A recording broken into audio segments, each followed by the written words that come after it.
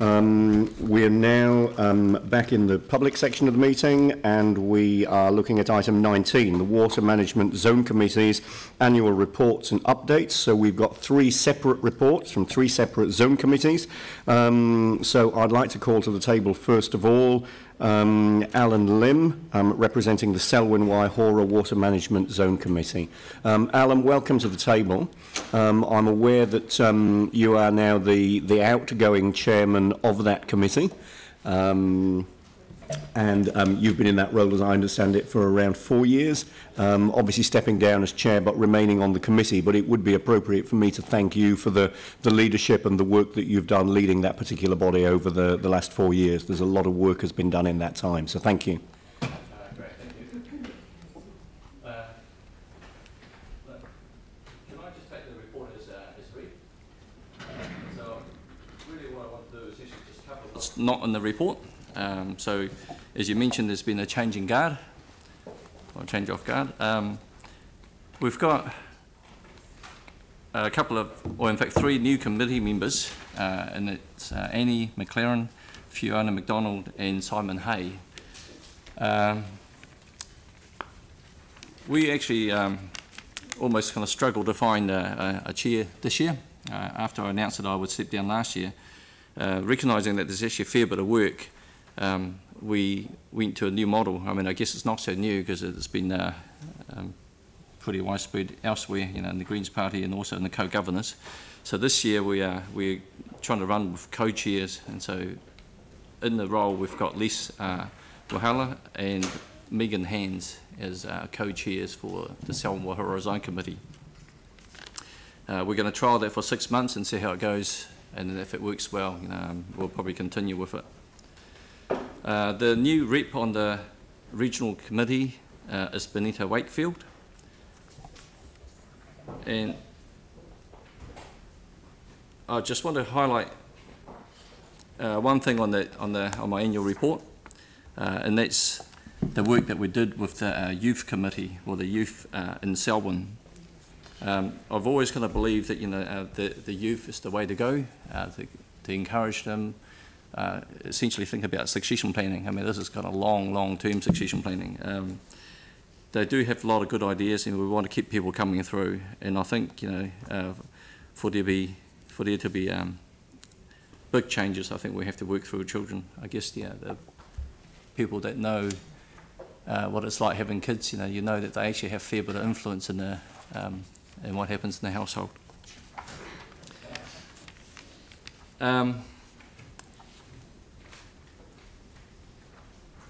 I guess it's probably appropriate for me to kind of summarise, perhaps not summarise, but just to go over what's, you know, happened in the last few years as I'm kind of have stepped down as chair. You know, what we've done in Selwyn with Plan Change 1 is actually fairly well known up and down the country, and it's highly thought of because I guess it does actually allow a certain degree of grandparenting, to allow time to change, and I guess there's also flexibility in the cap to allow land use change, you know, where new players can come in, change the land use and leach up to 15 kgs of nitrogen per year. And a lot of it, without going into the details, it's actually in line with the government objectives, you know, to stop further degradation and loss, and also to reverse past damages, and I guess to address the water allocation issues. I'd probably like to finish off saying it's been a real honour and privilege to have served as chair in the Selwyn-Waihora Zone Committee. Really, I'd just like to probably just end it there, if there's any questions. Great, thank you very much indeed, Alan. Are there any questions on this report? Phil? Thank you, and thank you for all your great work for several years. I just on this report, I want to ask you a question in relation to the forestry and what that you report there, the forestry monitoring. And just there's reference to there being some steep slopes, and I'm just wondering when that forestry is harvested, is there a plan to ensure that in fact that there isn't too great a loss of the soil and sediment going into the streams. So, is that in my report? Forestry? I can comment on it, but I don't think. Sorry, I thought. So this is the annual report for Selma-Wahora Zone Committee. Sorry, this is Banks Peninsula. All right. Sorry, it's the wrong. That opportunity will come. Yeah. That's fine. Are there any further questions for Alan? Vicky? Given what's happened in the Waimak with the nitrates coming into the drinking water, is there any possibility or any new information from the Selwyn area about any such hazards? There's a reasonable amount of nitrate in the groundwater coming through. So we've always kind of maintained that, you know, things will get worse before they get better, and that's what the modelling says. Yeah, yeah. So there's about a 10 or 20 year lag. So what are your predictions from the work that you've done on that? That model hasn't been updated, so, you know, we know that that load is still coming through. So when does it become worse? I'm not sure, but it's still ramping up. You know, as I say, it's kind of in the post. So you don't know when those nitrates that are in the post are arriving? It's always coming through, yeah. So it's not like it's going to hit all at once, but it's just be coming through in a matter of years. So even if we stop farming on the plains, this is what the model says, that nitrate is still coming through. It's still going to get worse before it gets better. So Selwyn has a large concentration of dairy farms, doesn't it? So what is actually happening in terms of mitigating that, and where are those nitrates going to end up? So a limit has been put on, as you know. So if you go back to the baseline period of 2009-2013, so, you know, we've covered this in previous reports. Farmers are not allowed to go over that baseline, and so they can only come down, everybody. So yeah. It applies right across the board, whether you're dairy, horticulture, or beef and lamb, or whatever it is that you do. So if you're over 15 kgs per hectare per year, you're required to come down by a certain percentage. For dairy, it's 30%, and it goes down to about 5% for horticulture. And given that so much of that is in the post, and they're relying on a process, it's the overseer process, is it? Yep. Yeah, which is being questioned internationally, being questioned by a number of people. Where do those nitrates arrive, and what's the impact? So I'll just go back to overseer. Now, it's not accurate, as we know. The alternative is to govern, to limit the inputs. Now, overseer, the fact that it's actually not accurate doesn't matter in what we're trying to do. It's the trend that you're looking for. It's the downward trend. So I guess it's about the best we've got at the moment. So unless somebody can actually come up with a better method for managing this, this is what we've got. But what's the impact? So you know there's something in the post. What happens? So I guess the water probably in Lake Ellesmere will probably get worse, and the streams will be the same. You know, you might find more nitrate coming up through the groundwater, or when you pump it, it'll be slightly higher. So the impact of it is on the streams and on Lake Ellesmere? Absolutely. Thanks. Thank you. Are there any further questions? So, Alan, thank you very much indeed for the report. Thank you. So then moving on to the next report, the Banks Peninsula Water Management Zone Committee Annual Report, and Gina Weibel, Deputy Chair, new Deputy Chair. Welcome to the table. And you also have 10 minutes to present this report, leaving time for questions if you wanted to. Thank you. Yeah. Thank you, Andrew. As Andrew said, my name is Gina Weibel. I'm the new Deputy Chair. Unfortunately, Benita Wakefield, who is the new Chair replacing Paula Smith, wasn't able to make it today. Last year, the Zone Committee funded some great projects from the $100,000 Immediate Steps Fund. One in particular is the Okuti River Community Project in Little River. This community really get behind these types of projects, and I think the Okuti has some great potential for restoration. As you probably know, this fund is the Zone Committee's main mechanism for sort of direct action in terms of physical change on the ground. though in terms of the committee's time, allocating that fund is actually a fairly minor part of our program. We're also really pleased to have co-funded some projects with the new CCC Biodiversity Fund on sites of ecological significance. I think one of the things we did really well last year was stepping up communications and interaction with the public. We had some good special interest meetings with outside speakers, particularly the talk on perched springs by Dr. Sam Hampton, which was attended by people from all over the peninsula. He covered the research done on automated methods for identifying springs, and they found over 8,000 on Banks Peninsula. We also wrote regular articles for the local newspapers and had a stall at the Banks Peninsula AMP show. You can see the photo on the bottom of the first page of the report, which also shows the kids zone, which got people to stop at the stall. The themes of the stall were the state of the lake in Wairua and the work that's being done to improve it. And we also had weaving demonstrations to highlight mahinga kai. This practical demonstration was really popular, and I think it went a long way towards giving people an understanding of what we mean by mahinga kai. One thing that would have been nice to have is the info cards that CCC are preparing. I think we ended up borrowing this one from Tasman District Council, which is just a little pamphlet on fish passage. And one item that relates directly to CCC is the process for handling recommendations made by the Zone Committee. Other than allocating the IMS fund and communicating and engaging with the public, the main avenue we have for creating change is making recommendations to councils. And there was some concern that there was no formal process for receiving those recommendations, which is why it was raised. We wanted to make sure that those recommendations go to the right level within CCC, and to be sure that there's a process for responding to those recommendations so that the committee can feel confident that they're basically being appropriately considered and addressed, rather than just disappearing into a black hole where we sort of sometimes never hear back as to what's happened.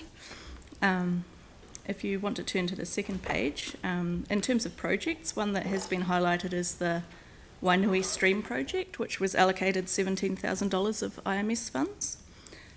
It's had great community buy-in, and you can see in the photo members of the public helping to plant it out. The Wainui catchment has received funds from multiple funding rounds.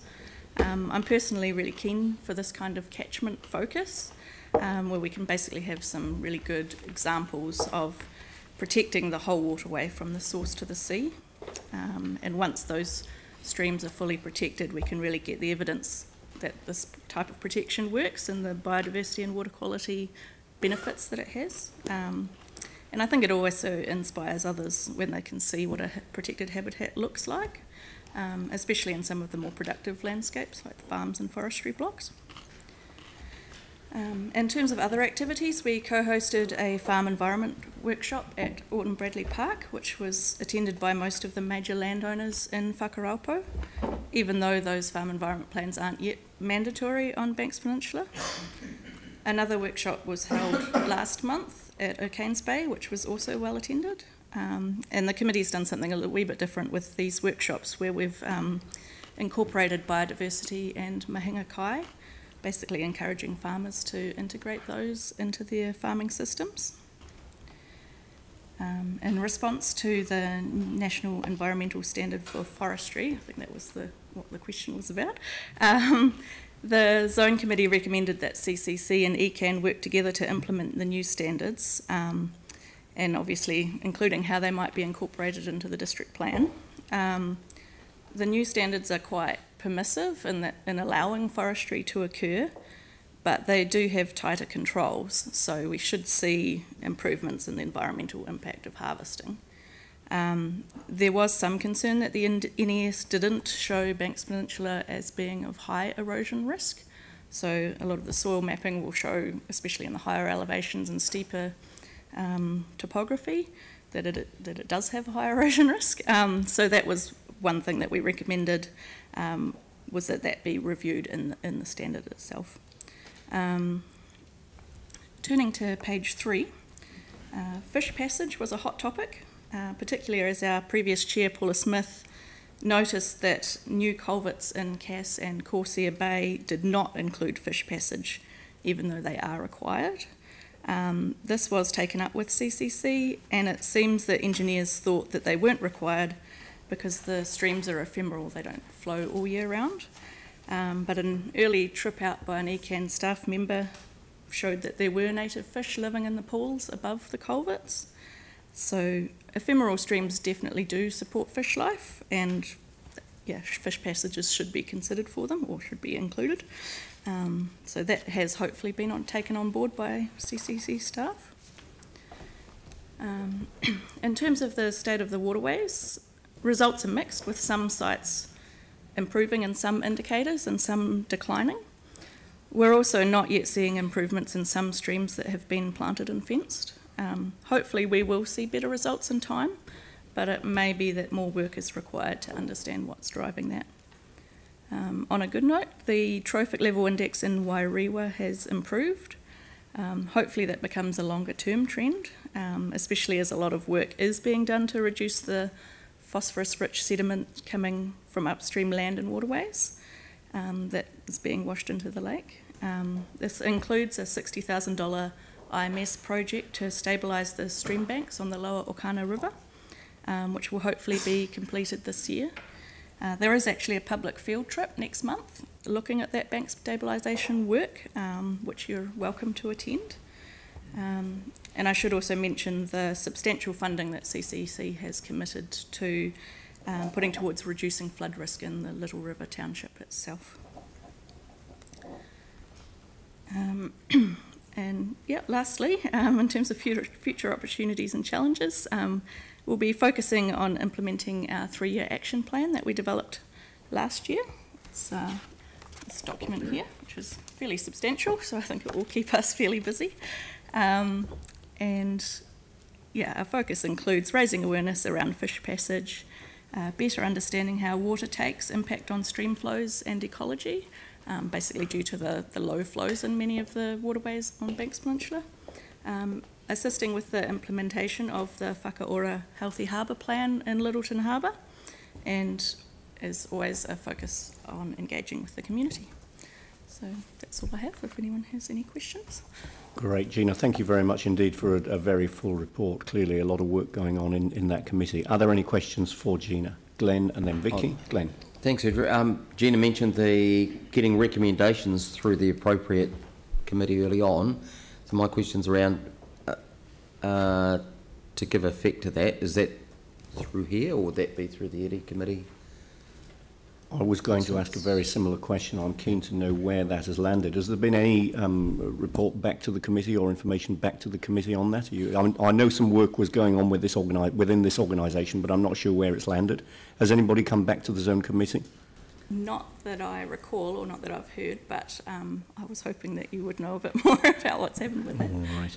Maybe we could get an update just on where that recommendation landed. Could Olivia come to the table? Olivia may. She's probably good. Yeah. Okay. Yeah, so, hi, for those of you who don't know me, I'm Olivia Smith. I work at ECAN as a facilitator. So CCC did put together a really helpful response to the concerns raised by the Banks Peninsula Committee. I do understand that I think that was provided to you last year and also was to the committee, but I can certainly recirculate. Can we please get that recirculated? Yep, I think no given problem. that it's been raised in the annual report, it would be good to see that that matter has been resolved. Yep. Thank you. And it definitely has. Yep. Okay, so I've got Vicky, and then if there's time, Phil.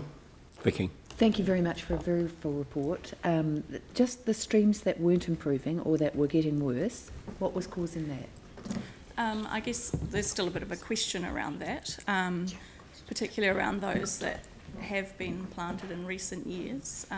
It's likely that it's also just a matter of time, but I've also, someone has compared it to plugging holes in a leaky bucket. So to some degree, you know, if you've treated part of the catchment, you can still have inputs coming from other parts of the catchment that are causing that decline. But sorry? Is it the same contaminants that were there before? I don't think there's enough information to know what's causing it, but for example, sediment is a huge problem on the peninsula, so you know, it could be that you've treated the lower reaches of the stream, but you've still got sediment running off the land or the upper reaches, but it is something that we don't have any information on at this stage. Thank you. And then one final question on this report from Phil. Thank you for your report and all this work.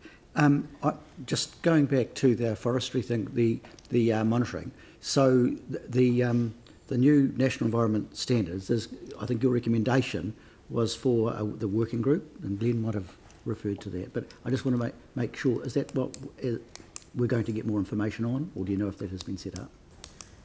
That working group that was recommended? Yes, I'm not too sure, sorry. We'll get that information. It looks like we'll get that information as part of what we asked before. Yeah. Okay. And my other question was in connection with what Vicky asked, your concern, I think at the end of your report, about the stream flows and asking for those to be monitored. So do you have concerns that you're asking, I'm just wondering, that you're asking for that information, do you have some concerns about the current low flows, particularly in Samasai? It is just something that's on our 3-year action plan to look into further, which basically there are a lot of permitted water takes, and because a lot of the streams are low flowing, there hasn't been any work done to look at the impacts of some of those. So there are some environmental flow limits on some waterways, but not very many on the peninsula. So I imagine that part of what we'll be looking into is should there be more limits set on more waterways. But as I say, that's just something that is on our work program. It's not something we've looked at yet. So just briefly, so do you mean limits on the current consents or future ones that might be applied for? I think the first step will just be looking at, is there a problem? Because at the moment it's a little bit of an unknown. There is some information in Little River from some of the work that's been done in that catchment, which indicated that it's probably not an issue in some of, or at least in that catchment with some of the larger waterways. But yeah, again, it's just something that that we'll be looking into at some point in the next 3 years. Thanks, Gina. Yeah. All right, Gina, thank you very much indeed for the presentation and for the report. Thanks very much indeed. Thank you. So then moving to the third of the Zone Committee annual reports, Christchurch West Melton Water Management Zone Committee, Arapata Ruben. Welcome to the table. Thank you very much indeed for joining us today. Kia ora tātou.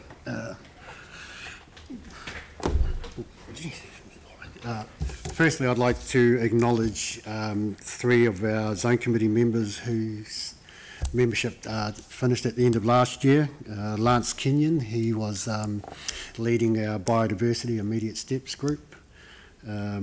Suzanne Furkert, who was the committee member that first highlighted the issue of copper brake pads. And lastly, Robert Wynne Williams. Robert was one of the original members of the Zone Committee that was established in 2012. And he quietly reminded me that I'm the last one from that original group, so my time must be near. Thank you very much for allowing us to report back on the annual report. I think over the last 12 to 18 months, our Zone Committee has really been focused on 2 things, and that's around congratulating and supporting existing groups and individuals that are out there doing the mahi. And the other part is really inspiring and educating others to be a part of that as well. And it's fair to say we've been really busy over the last 12 months connecting with those existing groups, supporting them where we can, but also bringing in new ideas around stormwater, capturing our stormwater superhero program. That's inspired a whole new generation of young ones that want to get involved with our waterways. But it's also educated people in things that they can take home and do from a localised perspective. So much of our community engagement last year had been focused around the stormwater management campaign and with the superhero T-shirts and that. The meet in the middle was a massive success for the community and the Zone Committee. One report I read that was up to 10,000 people attended throughout the day. We also had a massive win last year through the local governments adopting Environment Canterbury and Christchurch City Council's submission on copper brake pads. We're very keen in watching that unfold as it happens. So yeah, the other one too was around. I know Lance and the others on the biodiversity group were really passionate around the drylands, and they were really excited to be able to help kickstart that project out on the south banks of the Waimakariri. I think we contributed $62,000 towards that. There's such a severely threatened drylands there with a lot of the lizards and insects at high risk. Our education, we've been supporting education programs throughout the schools and various community groups. And I think for the committee to actually get out there and connecting with those community groups has probably been the highlight for the majority of us this year, last year. That's about all. I mean, I've just given a really quick descriptive of what's already in the annual report, so I'm more than happy to take questions from that report now. Yep, certainly. I mean, we can certainly take the report as read. Are there any questions for Arapata on this report? Yanni. Yeah, thanks. I appreciate all the work you're doing in the report. I guess one thing that doesn't come through is kind of the, at a high level, the kind of quality of our rivers and streams. So I know there's the LAWA website, which has got lots of technical information, which is really good, but it's just at a very high level. I was just trying to understand in terms of the Heathcote River and the Avon, what's happening in terms of the health of those rivers in terms of quality, and what initiatives have been done to try and improve that. Like the previous zone committee talked about the sediment. I've previously raised concern at the runoff in the hills from the fires and the huge amount of sediment that seems to be coming in.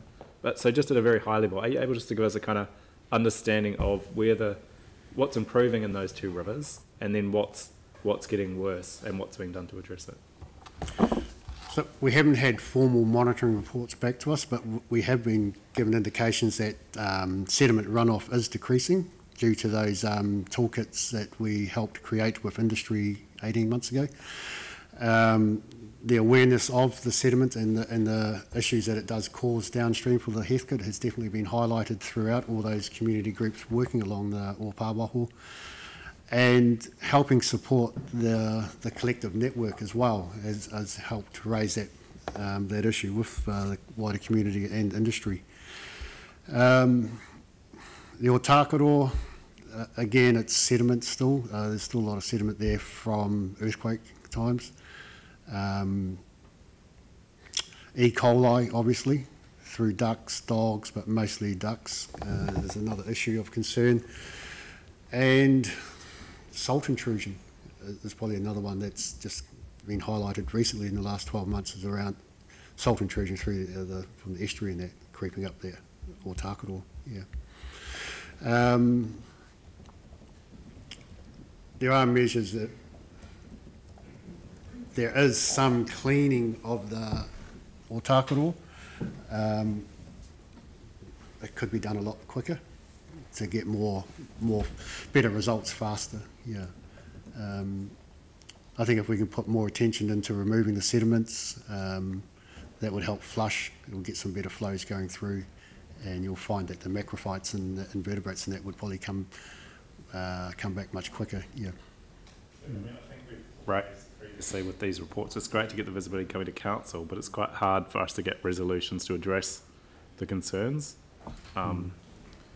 I would certainly welcome that opportunity at some stage to make recommendations to actually do things where we, get information highlighted that things are getting worse. So I'll leave it with the chair to try and work that through. But yeah, I mean, I think with all the money that's been spent on the Pawaho at the moment, it's kind of concerning to. It would be good to understand the holistic approach taken to all those works, the cycleways, the flooding mitigation, and the water zone committee, to ensure that we really are trying to improve the quality.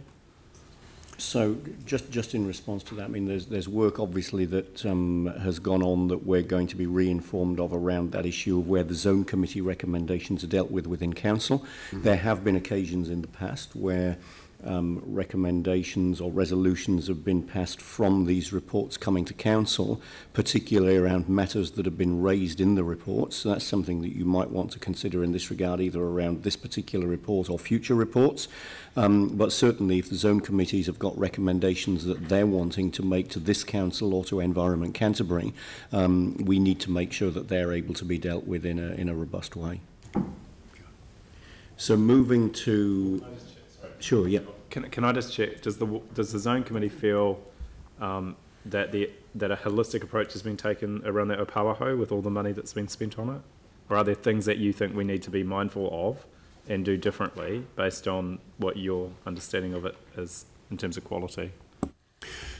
So we get quite a volume of detailed reports and recommendations coming to the zone committee, but not all at the same time. So it's really hard to put the jigsaw together when the pieces are coming in sporadically. Looking back over them, I would say we are taking a very holistic approach to it all. And we're not just focusing on one particular component. Like all of the water zones and the waterways within Canterbury, it's going to take a whole suite of action to clean up the waterways. We must bear in mind that territorials and regionals and city councils do have limited budgets towards this, and the zone committee can only make recommendations on reports that scientific reports that they've been receiving. Yeah.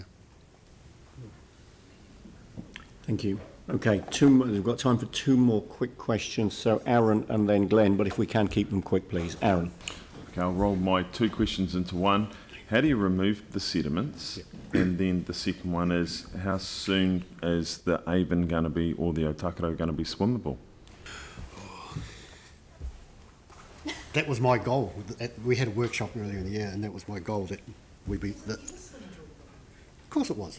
You just didn't drink it. Yeah. Yeah. Inadvertently, yeah, when you got dunked. Look, so back to the sediments.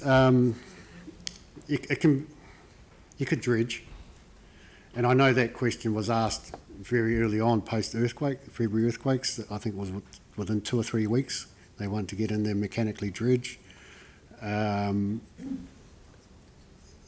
group said no, they opposed it, and it never happened. Yeah, my understanding is that they are doing sediment removal, but they're starting on the smaller tributaries first that feed into the main stem. Yeah. And that seems to be the common approach to it. It's top down. Otherwise, if you go straight into the main stem, you clean it all out, you've still got all the other gunk coming down, filling back up. So that's the approach that they take. It's top down.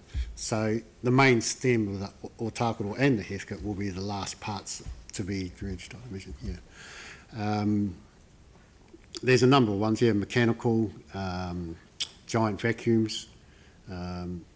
I know in the small rivers out at Tuahiwi there, they're putting sediment traps where they dig big holes below a confluence.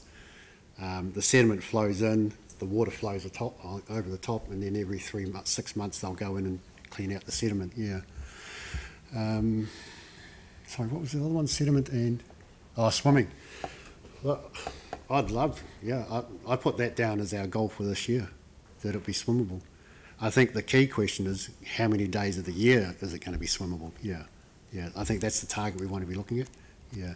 How many days, reliable days, can we swim in it during spring and summer? Yeah. I think that's yeah. It can be. We can say it's swimmable today, but not tomorrow. Yes. Yeah. Right. Thank you. Are there further questions? Glenn. Oh, thank you. The Itai. As you know, one of our aspirations is seeking Ramsar status. Yes. And so, being the kidney of the city, is there a way we could look to sit down and work together over meeting common goals? Oh, most definitely, yeah. Because I know that Ramsar was talked about for the Ashley as well, estuary. Yep. I'm not sure why, but they've agreed not to go down that path yet. Right. But I see no reason why Ehutai shouldn't be applying for Ramsar. Yeah. Okay. definitely keen to work alongside. I'll And the suggest many it to hats that I wear. Okay, thanks. All right, and I'll take one final question from Mike.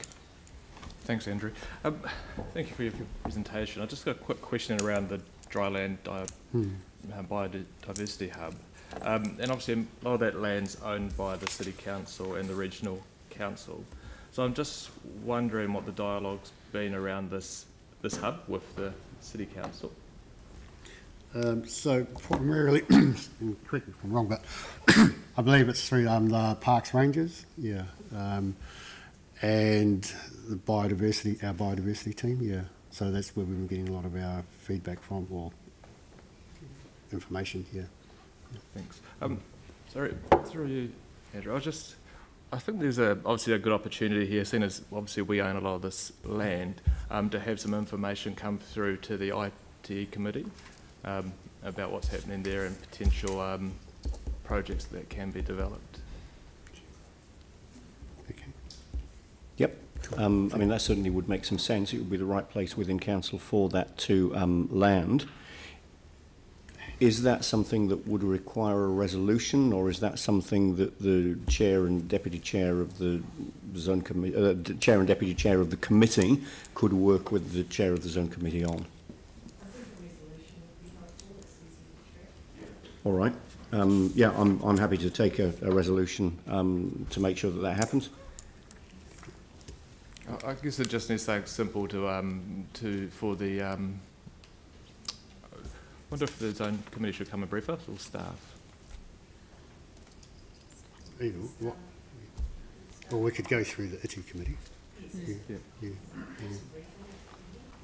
Yeah. So request a briefing to the ITI committee on the proposed dryland biodiversity hub. I think that will keep it simple. I think it needs to be bigger. We need to, yeah. Well, potentially it should. We might be able to get ECAN in the room as well. So, zone committee, ECAN, and council. So it could be from relevant parties. So request a briefing to the ITI committee by relevant parties. Yeah. A briefing to the ITI committee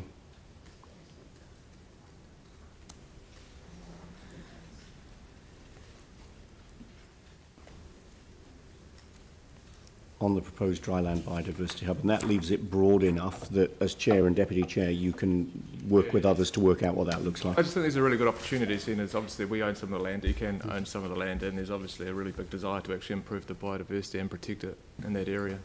Excellent. All right, thank you very much. So, Arapata, Chair of the Committee, thank you very much indeed for your presentation and answers to questions today. Good to have you with us. So we've now got these two resolutions in front of us. Mike, I'm assuming that you're happy to move the two together. And Pauline, you'll second. Any debate? All those in favour say aye. Aye. Against? That's carried. Thank you very much.